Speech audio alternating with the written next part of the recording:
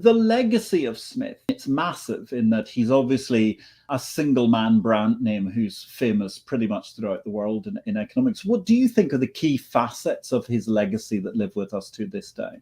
Well, I think plainly the importance of free trade. Nearly all economists argue for free trade. Politicians don't always do that because there are political interests that stop them from doing it.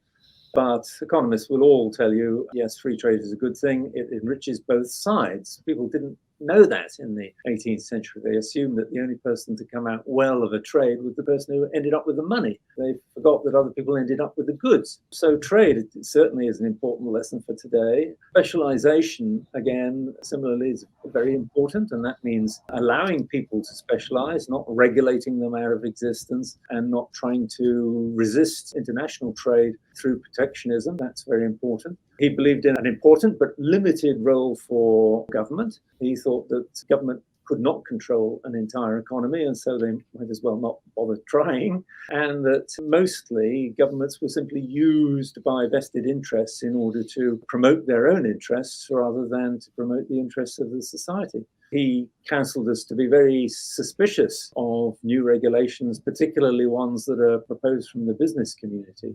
And as I say, his notion that free markets and free trade do most good to the poorest people. And I think that we saw that during the years of globalization from late 1980s onwards, particularly after 1990, Berlin Wall coming down, all that kind of thing, Asia opening up.